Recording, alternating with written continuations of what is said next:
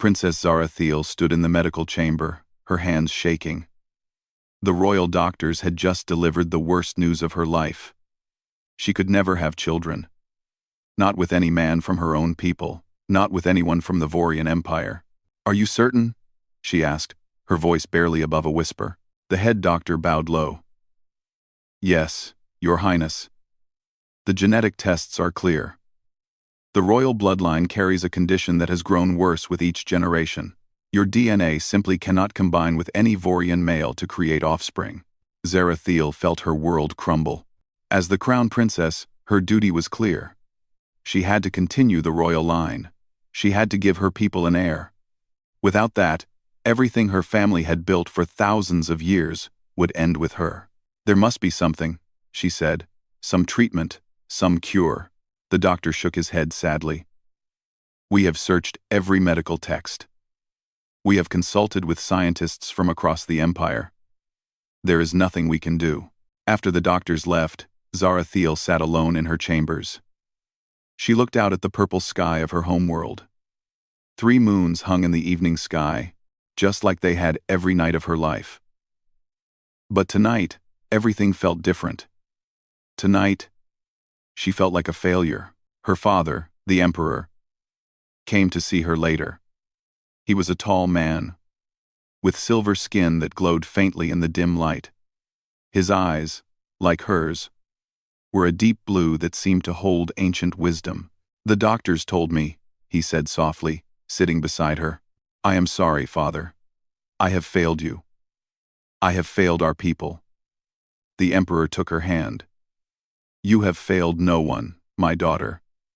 This is not your fault. This condition has been in our family for generations. We simply hoped it would not affect you." "What will happen to our line?" Zarathiel asked. Her father was quiet for a long moment. "There are old texts," he finally said. "Ancient stories that speak of a cure. But they are just legends. Tales from before our recorded history. What do they say? They speak of travelers from distant stars. People unlike any we have ever known. The texts say these strangers carry something in their blood that could save our line." He shook his head. "But these stories are thousands of years old. Most scholars believe they are just myths." Zarathiel wanted to hope. But hope felt dangerous now. 3 weeks later, everything changed. The Imperial Palace received an urgent message from the border fleets. Ships had appeared at the edge of Vorian space. Ships unlike any they had ever seen, and the beings inside these ships called themselves humans. The Emperor called an emergency council meeting. Zarathiel attended, as was her duty as crown princess. Military leaders and diplomats filled the great hall, all talking at once. "They are primitive," one admiral said. "Their ships are slow and clumsy.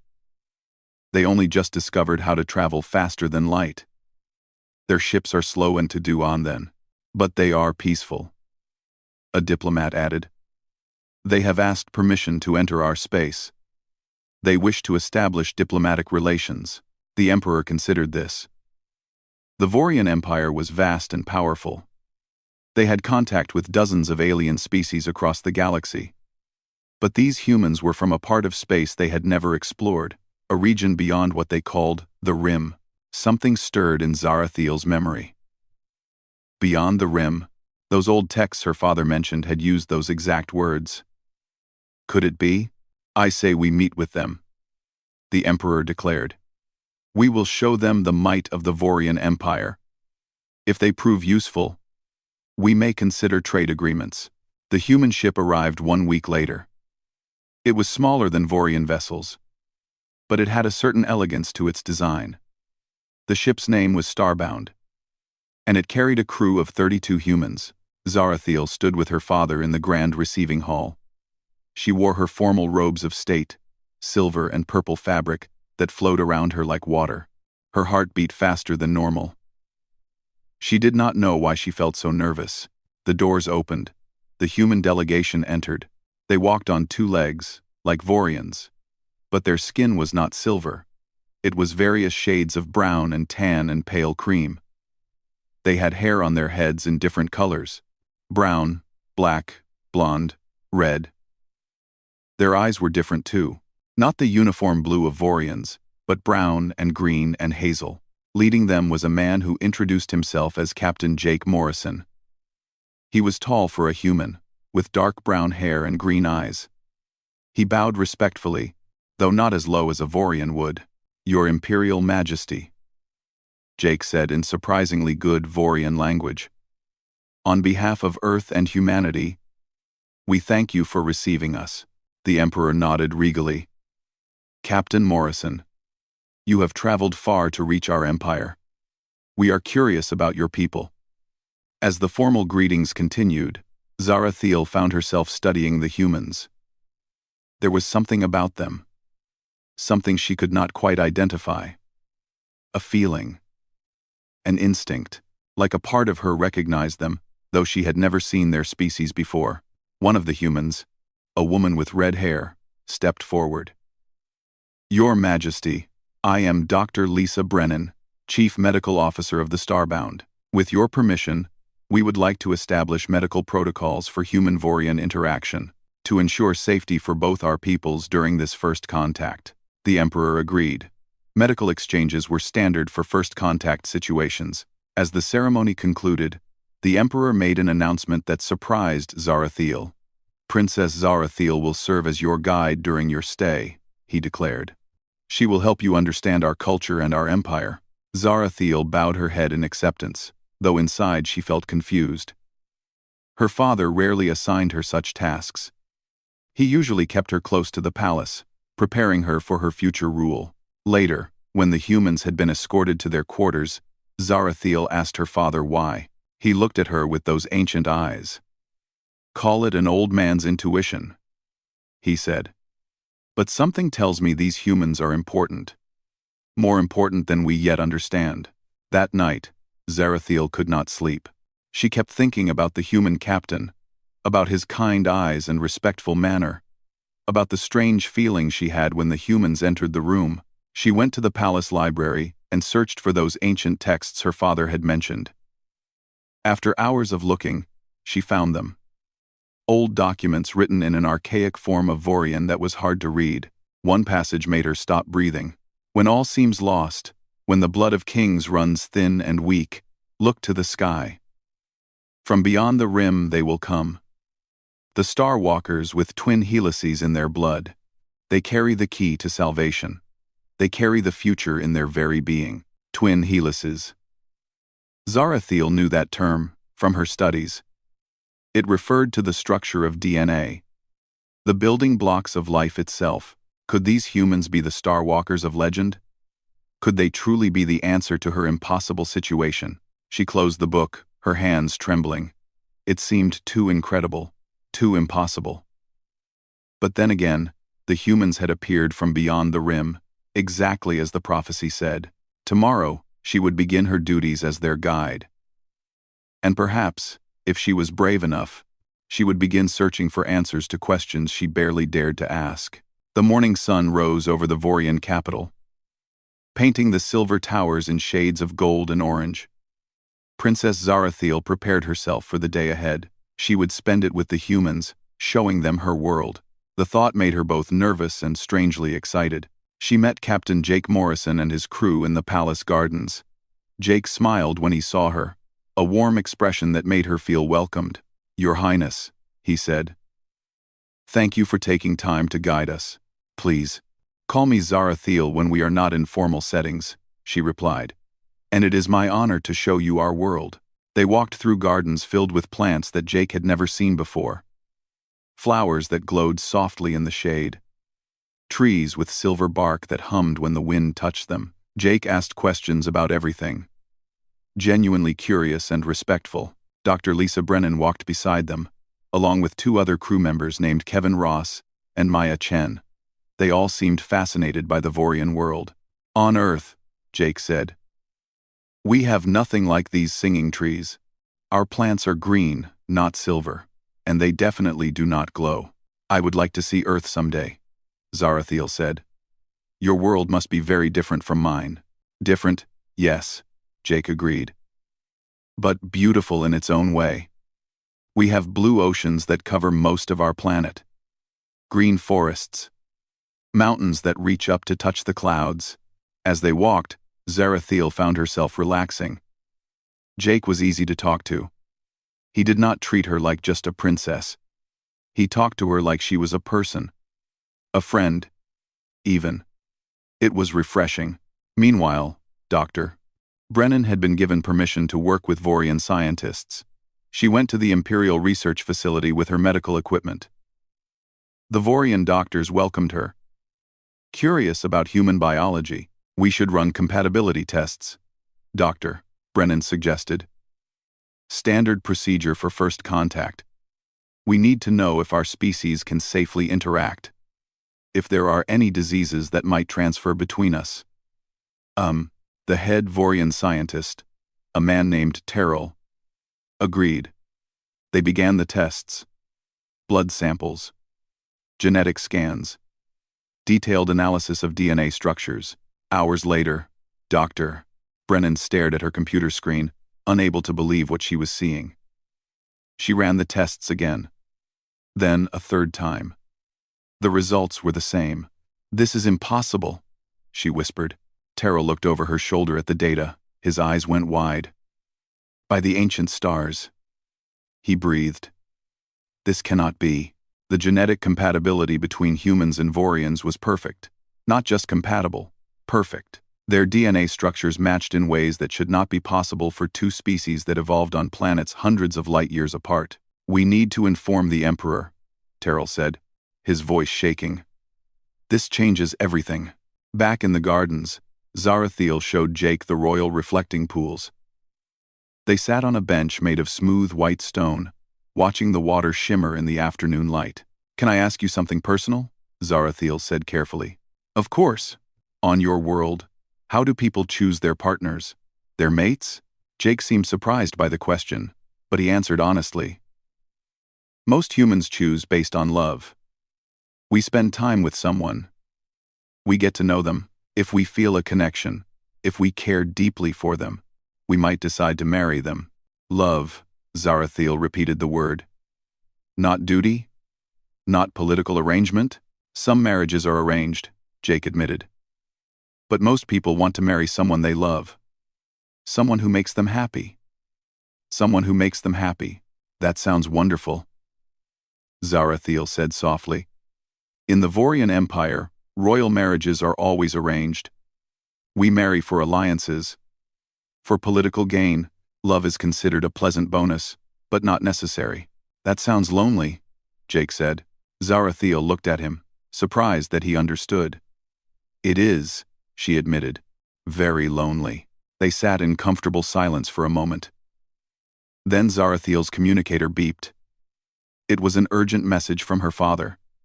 She was needed at the palace immediately. "I am sorry," she told Jake. "I must go.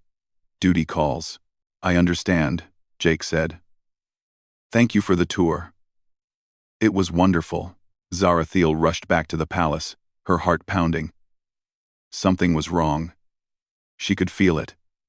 When she entered the Emperor's private chamber, she found her father pacing. Dr. Brennan and Terrell were there too, along with the High Council. "Father, what has happened?" The Emperor turned to her, his face unreadable. "The medical tests are complete. The results are extraordinary." Dr. Brennan stepped forward. "Your Highness, I do not know how to say this gently, so I will be direct. Human and Vorian DNA are perfectly compatible. We can interbreed. More than that, the combination would be genetically advantageous."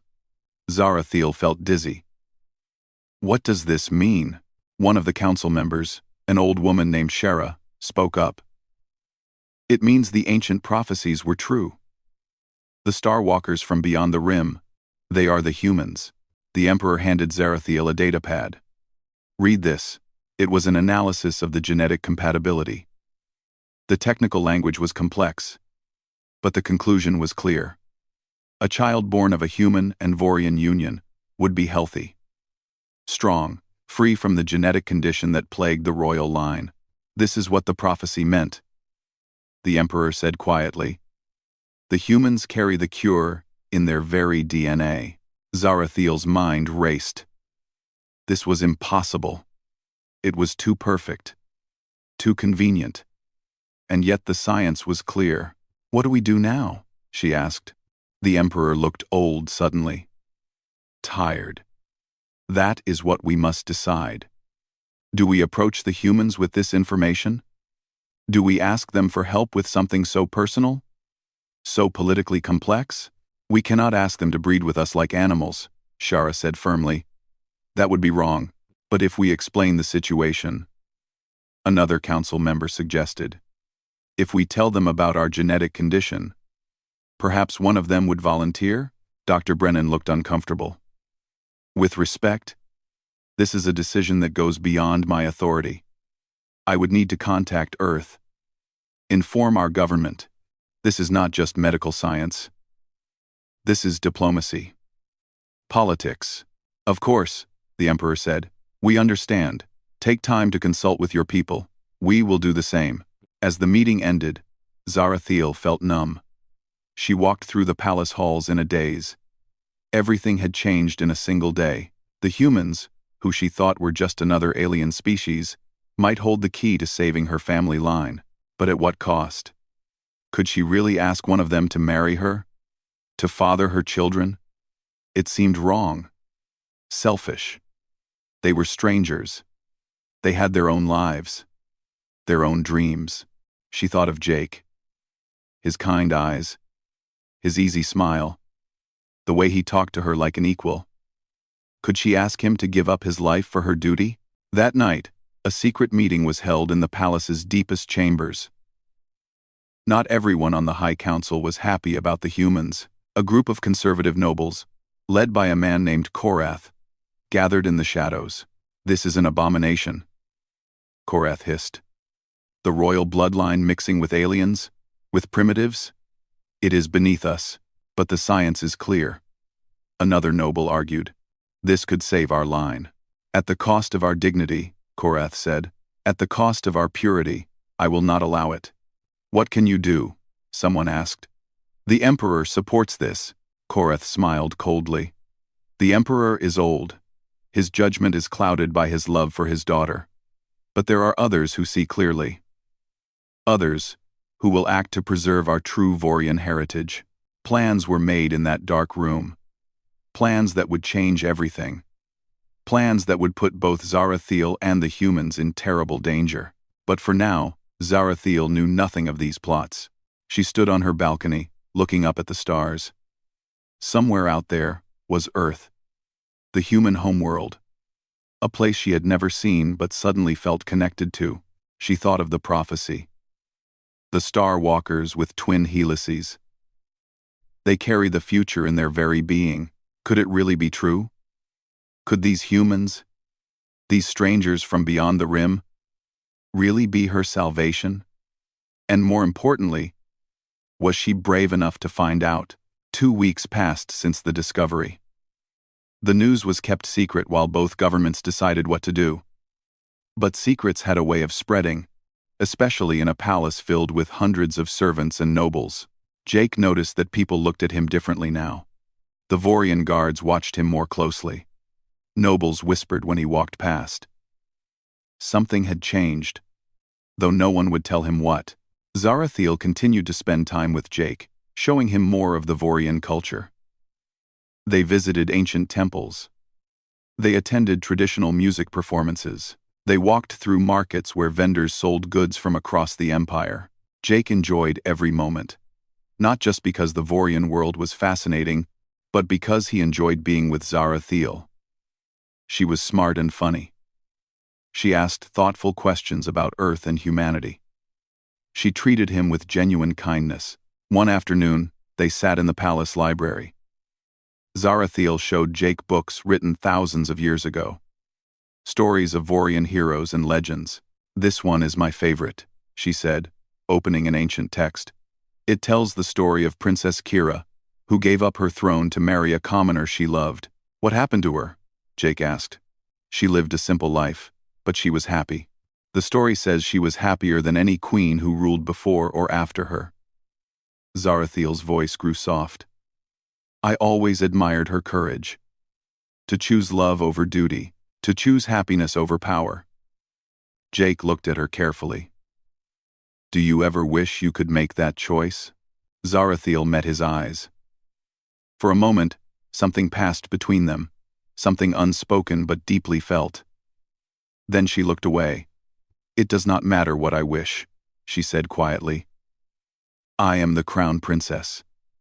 My life is not my own. It belongs to my people. Before Jake could respond, the Emperor entered the library. His face was serious. Captain Morrison, Zarathiel, please come with me. It is time. They followed the Emperor to the throne room. The entire High Council was assembled. Dr. Brennan and the rest of Jake's crew were there too. Everyone looked tense. The Emperor stood before his throne but did not sit. We have made a decision, he announced. The situation with the genetic compatibility is too important to keep secret. We must address it. He turned to Jake. Captain Morrison, you and your people have shown us great respect. You have been honest and kind, so we will be the same with you. The Emperor explained everything. The royal genetic condition. The fact that no Vorian could father Zarathiel's children. The ancient prophecy, and the stunning discovery that humans and Vorians were genetically compatible. Jake listened, his expression carefully neutral. But inside, his mind was spinning. We are not asking you to solve this problem, the Emperor continued. But we wanted you to know the truth. We wanted you to understand why this genetic compatibility is so important to us. Dr. Brennan spoke up. Your Majesty, I have already sent a full report to Earth. Our government is reviewing the situation. This is unprecedented. We need time to consider all the implications. Of course, the Emperor said. We understand, but then one of the council members, a young man named Valen, stood up. With respect, Your Majesty, we may not have time. The princess is not getting younger. Every year that passes makes the situation more difficult. Another council member agreed. Perhaps we should make a formal request. Ask if any human would be willing to consider a union with our princess. That is not a decision for us alone, Doctor, Brennan said firmly. Any such arrangement would need approval from Earth government. And more importantly, it would need to be completely voluntary. We do not arrange marriages. We do not assign people to political unions. Zarathiel had been silent through all of this. But now she stood up, her face pale but determined. I will not be discussed like a breeding animal, she said, her voice shaking with emotion. I am a person. I have feelings. Dreams. I will not marry someone who is forced or pressured into it. If I am to marry, it will be because someone chooses me. Not because of duty. Not because of politics. Because of me. The room fell silent. No one had expected the princess to speak so boldly. The Emperor looked at his daughter with something like pride. My daughter is right. We will not force this. We will not pressure anyone. We will simply present the facts to the human government and let them decide. The meeting ended. As people filed out of the throne room, Jake approached Zarathiel. Are you okay? He asked quietly. No, she admitted. I am not. I feel like my entire life has become a problem to solve. A puzzle for governments to figure out. You are not a problem, Jake said gently. You are a person. A remarkable person. Zarathiel looked at him, and Jake saw tears in her eyes. Thank you, she whispered. Thank you for seeing me. Not just the princess, but me. Over the next week, the news leaked to the public. First on the Vorian homeworld, then spreading across the empire. The media went crazy. Some people were excited about the possibility of a human-Vorian union. Others were outraged. Protests broke out in the capital. Traditionalists held signs saying, "Keep Voria pure," and "No alien blood in our royals." But there were counter-protesters too, young Vorians who thought the old ways were outdated, who believed love should matter more than bloodlines. Earth's response came 10 days after the formal request was sent. The President of Earth sent a message to the Vorian Emperor. We understand the sensitivity of this situation, the message read. While we cannot order any citizen to enter into such an arrangement, we will allow volunteers to come forward. Any human who wishes to be considered for this union may submit their name. The choice will be entirely theirs. Within 24 hours, over 5,000 humans volunteered. Men and women from across Earth and the colonies. Some genuinely interested. Some seeking adventure. Some hoping for political or social gain. The Vorian government was overwhelmed. How could they possibly evaluate 5,000 candidates? Zarathiel felt sick. This was wrong, all wrong. She did not want to choose a husband from a list of strangers. She did not want to interview candidates like she was hiring an employee. She went to the gardens, seeking peace. She found Jake there, sitting by the reflecting pool. "I heard about the volunteers," he said. 5,000 people. That is incredible. That is horrible. Zarathiel corrected. "I am supposed to spend my life with one of them. Share my bed with them. Have children with them. And I do not know any of them." Jake was quiet for a moment. Then he said, "What if you did know one of them?" Zarathiel looked at him, her heart suddenly racing. "What do you mean?" "I mean," Jake said slowly, "what if one of the volunteers was someone you already knew? Someone you had spent time with? Someone who already cared about you?" "Jake," Zarathiel breathed. "Did you volunteer?" "Jake," he nodded. "I submitted my name yesterday. Before the rush. Before it became a media circus." "Why?" she asked. "Why would you do that?" Jake stood up and walked to her. He took her hand gently. "Because over these past few weeks, I have gotten to know you. Not Princess Zarathiel. Just Zara. And I like who you are. I admire your strength. Your kindness. Your intelligence. I like how you laugh at my stupid jokes. How you get excited about ancient history. How you care so deeply about your people, even when they make impossible demands of you." Tears ran down Zarathiel's face. "But your life, your career, your world, you would give all that up? For the right person?" Jake said softly. "Yes, I would.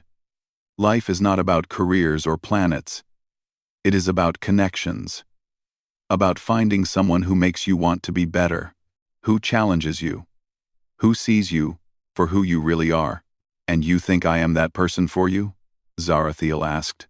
"I think you could be," Jake said honestly. "I know we have only known each other a few weeks. I know this is fast. But I also know what I feel when I am with you, and I know I want to find out where those feelings could go." Zarathiel looked at this human man. This stranger from beyond the rim who had somehow become the most important person in her life. She thought about all the volunteers, all those strangers who wanted her for politics or adventure or fame, and then she thought about Jake, who wanted her for herself. "I would like that too," she whispered. But their moment was interrupted by shouting from the palace. Alarms began to ring. Guards rushed toward the throne room. Jake and Zarathiel ran toward the commotion. They found chaos. A group of conservative nobles, led by Korath, had attempted a coup.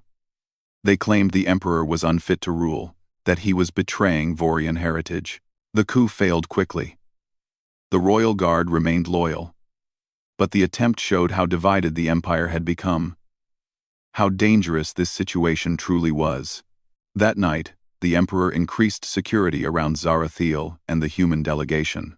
He knew the conservatives would try again.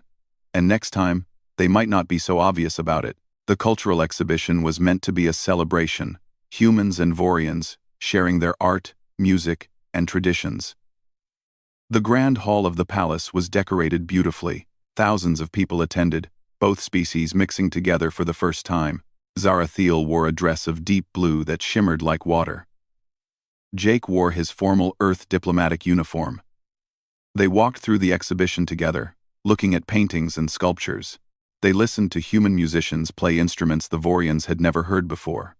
They watched Vorian dancers perform ancient rituals. "This is wonderful," Zarathiel said, smiling. "Our peoples coming together like this. Sharing culture instead of just politics," Jake agreed. "It gives me hope. Maybe we really can build a bridge between our worlds. Dr. Brennan joined them, holding a strange Vorian fruit. You have to try this, she said. It tastes like honey and lightning somehow. They laughed together, enjoying the peaceful moment. Neither of them noticed the three Vorian men moving through the crowd. Men wearing the robes of palace servants but with cold determination in their eyes. It happened fast. One moment, Zarathiel was reaching for the fruit Dr. Brennan offered. The next moment, someone screamed. Jake turned and saw a blade flashing toward Zarathiel's back. He moved without thinking. Training took over. He shoved Zarathiel aside and raised his arm. The blade meant for her heart cut across his forearm instead. Pain exploded through him. But he ignored it. Guards rushed forward. They grabbed the three assassins before they could strike again. People screamed and ran. The celebration turned to chaos in seconds. Zarathiel stared at Jake's bleeding arm in horror. You are hurt. You saved me. I am fine, Jake said, though his arm felt like fire. Are you okay? I am unharmed thanks to you. She turned to the guards. Get the doctor. Now. Dr. Brennan was already moving, pulling medical supplies from her bag.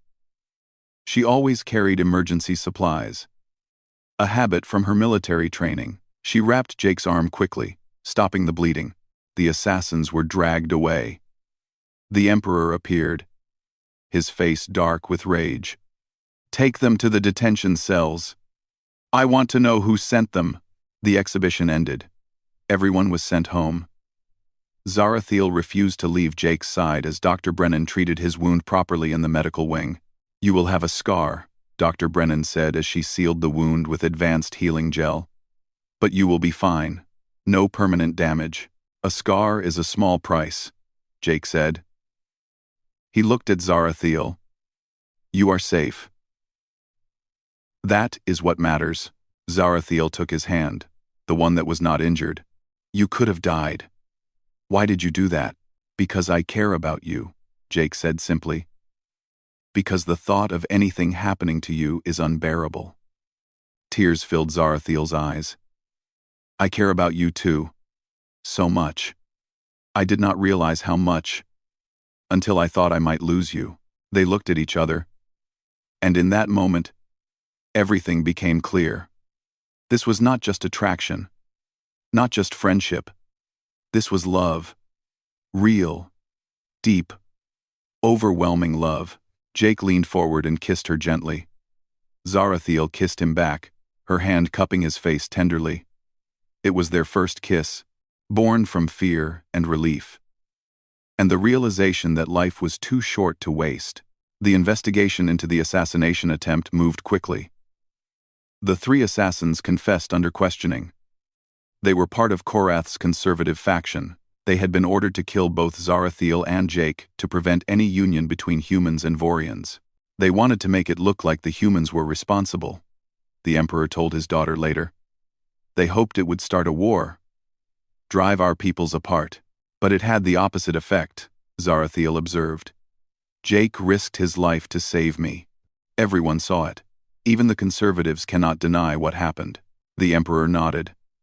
Public opinion has shifted dramatically. Most Vorians now support the possibility of a human-Vorian union. They see humans not as primitive aliens, but as brave allies. On Earth, news of the assassination attempt caused outrage. The human government sent strong messages of support. Jake Morrison became a hero overnight. News outlets across human space ran stories about the captain who saved an alien princess. But Jake did not care about any of that. He cared about what happened next, what he had to do next. He requested a meeting with Admiral Henderson, his commanding officer, via long-range communication. The Admiral's hologram appeared in the Starbound's communication room. Morrison, the Admiral said warmly. Good to see you in one piece. That was brave work you did. Thank you, sir. But that is not why I called. Jake took a deep breath.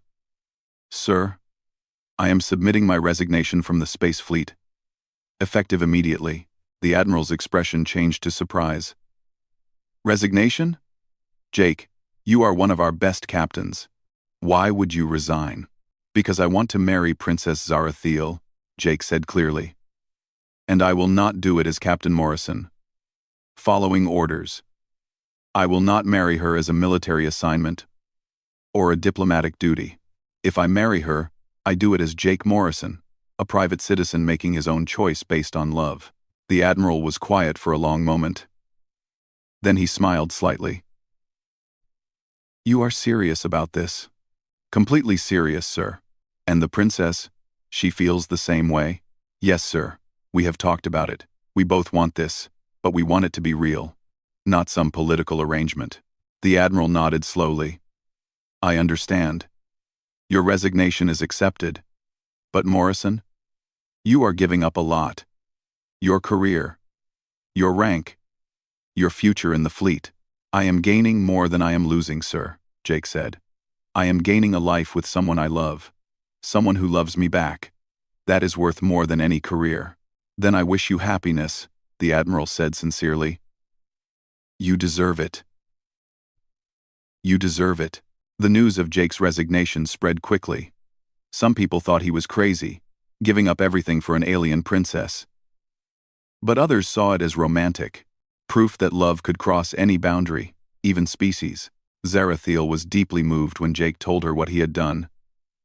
You gave up your career for me, she said in wonder. I gave up a job for a life, Jake corrected. There is a difference. I want to do the same, Zarathiel said suddenly. I want to make my own statement. She called for a public assembly. The entire empire watched via broadcast as Princess Zarathiel stood before the people. For thousands of years, she began.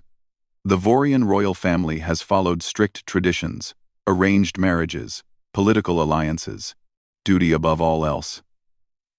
But I stand before you today to say that I want something different. The crowd murmured. This was unprecedented. I have met someone, Zarathiel continued. A human named Jake Morrison. He is kind. He is brave. He saved my life. And I love him.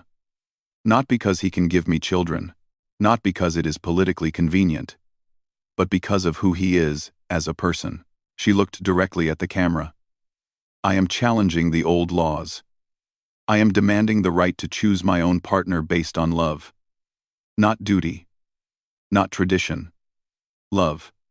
If I am to lead this empire someday, I want to lead it into a new era. An era where people have the freedom to choose their own happiness. The speech caused a sensation. Young Vorians erupted in celebration.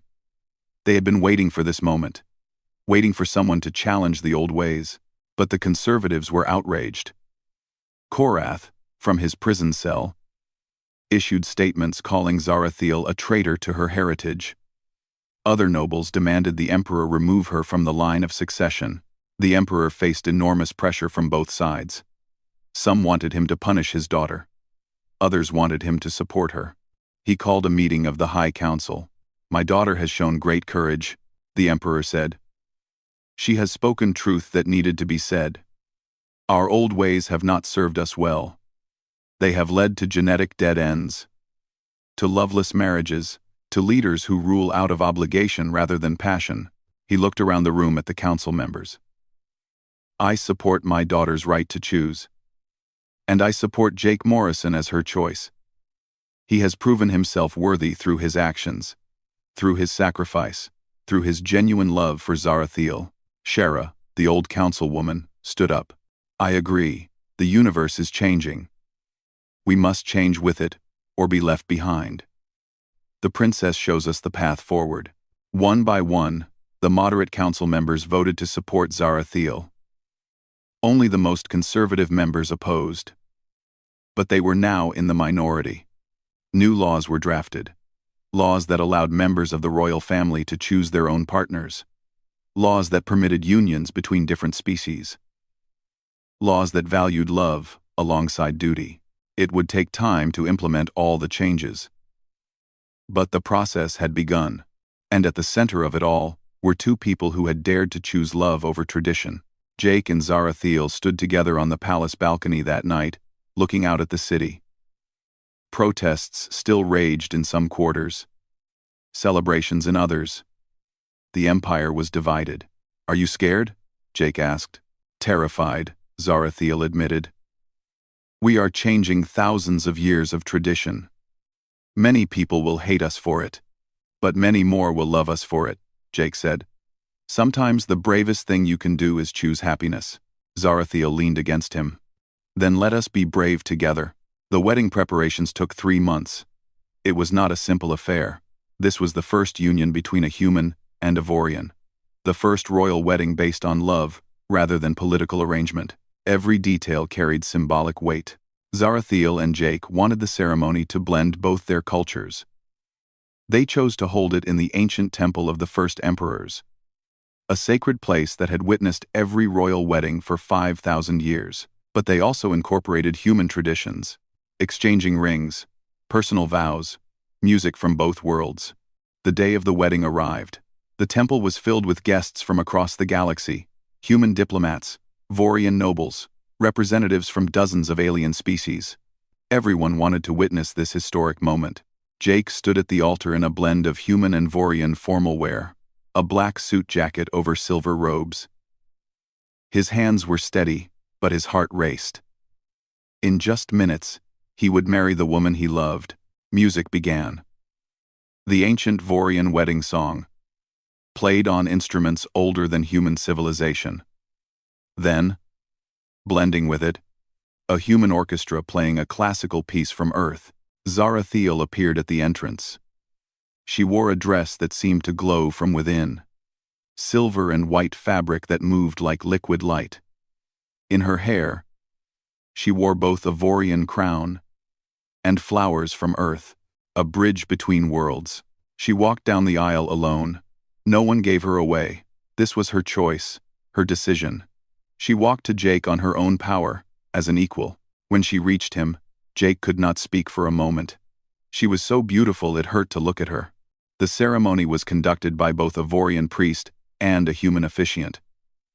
They spoke of unity, of love crossing boundaries, of two peoples coming together.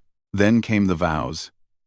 Jake and Zarathiel had written their own, a human tradition that the Vorians found touching. Zarathiel, Jake said, his voice strong and clear. When I came to your world, I expected to find aliens, strangers. But instead, I found home. I found you. You have shown me that love has no boundaries. That connection transcends species and planets, and everything we thought was impossible. I promise to stand beside you, to support your dreams, to be your partner in all things. I promise to love you not just today, but every day for the rest of my life. Tears ran down Zarathiel's face as she spoke her vows. Jake Morrison, you came from beyond the rim, just as the prophecies said. But you brought more than genetic compatibility. You brought kindness, respect, love. You saw me not as a princess with a problem to solve, but as a person worthy of choice. You gave up everything you knew to be with me. I promise to honor that sacrifice. I promise to build a life with you that is worth everything you gave up. I promise to love you with all that I am, for all the days we have together. They exchanged rings, simple bands that carried both their names in both languages, human and Vorian. Jake and Zarathiel, by the power of the Vorian Empire and the government of Earth, the officiant declared, I pronounce you married, united across the stars. Jake kissed Zarathiel as the crowd erupted in cheers. Humans and Vorians celebrating together. The conservative faction was there too, watching in silent disapproval. But they were drowned out by the joy. The celebration lasted 3 days.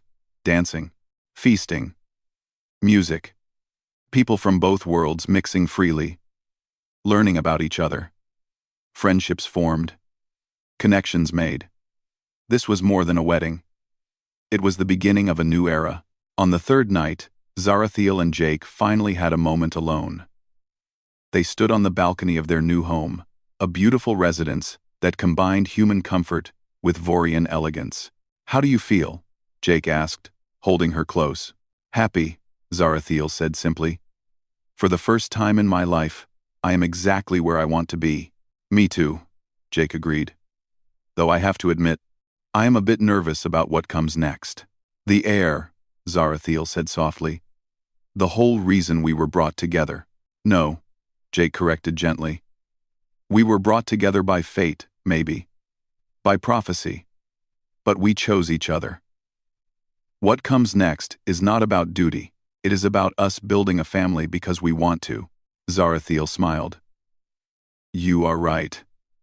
And I do want to. I want to have children with you.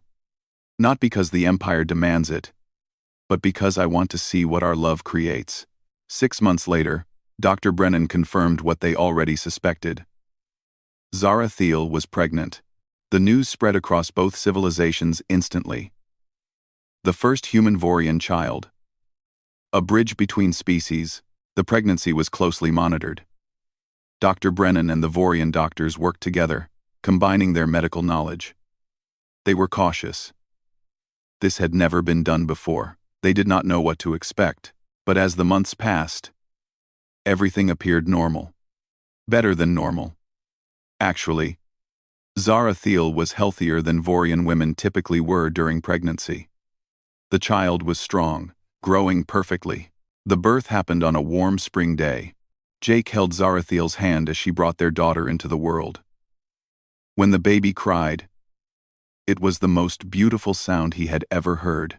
A girl, Dr. Brennan announced, smiling broadly.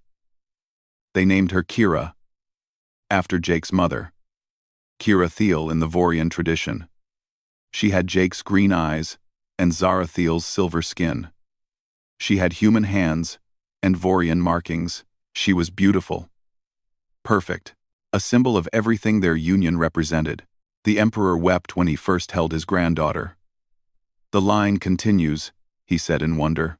After all these years of fear, of worry. The line continues. All. But Kira was more than just an heir. She was special in ways no one expected. As she grew, it became clear that she had abilities neither species possessed alone. She could hear sounds humans and Vorians could not. She could see colors that existed beyond both species' normal vision. Her mind worked faster, making connections that amazed scientists. Hybrid vigor, Dr. Brennan explained. We knew theoretically that combining the species would be beneficial, but this exceeds our expectations. Kira has the strengths of both species and none of the weaknesses. News of Kira's abilities spread. Suddenly, human-Vorian relationships were not just accepted. They were celebrated. More humans came to the Vorian homeworld. More Vorians traveled to Earth. Couples formed, not because of duty or prophecy, but because they chose each other. A year after Kira's birth, the Emperor announced his retirement. He would pass the throne to Zarathiel. She was ready. She had proven herself through courage and conviction. Zarathiel's coronation was another historic moment. She became the first Vorian empress married to a human, the first leader to openly prioritize love alongside duty, the first to embrace change rather than fear it. Jake stood beside her during the ceremony, holding Kira. He was not king. The Vorian tradition did not allow for that. But he was the emperor consort, the advisor, the partner. And that was enough. In her first speech as empress, Zarathiel announced new initiatives. Cultural exchange programs between Earth and Voria, joint scientific projects, educational partnerships. The walls between species were coming down. We were told that our peoples were too different, she said to the assembled crowd. That humans and Vorians could never truly unite. But look at us now. Look at my daughter. She is proof that our differences make us stronger. That love is more powerful than fear. That the future belongs to those brave enough to choose it. The conservative faction had grown quiet. Most of them had accepted the new reality. Some even admitted they had been wrong. Korath remained bitter until his death. But he was an exception. The world had moved on without him. 5 years passed. Jake and Zarathiel had 2 more children, a son they named Marcus, and another daughter they named Luna Thiel. Each child was healthy and strong. Each possessed the enhanced abilities of human Vorian hybrids. Kira grew into a confident young girl. She could speak both languages perfectly, She loved both Earth and Voria equally. She was comfortable in both cultures. She was, in many ways, the perfect bridge between worlds. One evening, the whole family gathered on the palace balcony. It had become their favorite place, where Zarathiel and Jake could watch the sunset together, where they could be just a family, not rulers or symbols. "Tell us the story again," Kira asked. "About how you met." Jake and Zarathiel exchanged amused glances. Kira never tired of hearing this story. "Well," Jake began, "it all started when the Starbound entered Vorian space. We were explorers from beyond the rim, and I was a princess who had been told she could never have children," Zarathiel continued. "But then we found each other," Jake said, pulling Zarathiel close. "And we learned that sometimes the impossible is just the possible waiting to happen." Kira smiled. She had heard the story 100 times, but it never got old. It was a love story, an adventure, a tale of prophecy and choice and courage. Looking out at the city below, they could see the changes their union had brought. Human Vorian couples walking together, children of both species playing in the parks, restaurants serving food from both worlds, cultural centers teaching both languages. The galaxy had become smaller, more connected. All because two people chose love over fear, because they dared to cross boundaries that everyone said could not be crossed. "Do you ever regret it?" Zarathiel asked Jake quietly. "Giving up your old life?" Jake looked at his wife. At his children. At the world they had built together. "Not for a single second," he said. "This is my life. You are my life. And I would choose you again. Every single time." Zarathiel kissed him softly. "Good answer." As the sun set over the Vorian capital, painting the sky in shades of purple and gold, the Morrison Thiel family stood together. They were proof that love could conquer anything, that differences could be strengths, that the future belonged to those brave enough to build it. And somewhere out in the galaxy, on hundreds of worlds, other species watched their story. They saw what was possible when people chose connection over division, when they chose love over hate, when they chose hope over fear. The prophecy had been fulfilled. The Star Walkers from beyond the rim had saved the Vorian royal line. But they had done more than that. They had shown the galaxy a better way forward, and it all started with a simple choice. A human captain and an alien princess deciding that love was worth fighting for, that some things transcended species and planets and everything that tried to keep them apart. Their story became legend. It was told on Earth and Voria and 1,000 worlds in between. It inspired others to be brave, to choose love, to build bridges instead of walls, and at the center of it all was a family. Not perfect, not without challenges, but together, happy. Proof that the impossible could become reality. Proof that sometimes the greatest adventures begin not with grand prophecies or political schemes, but with two people looking at each other and thinking, "Yes, this is the person I choose." The end.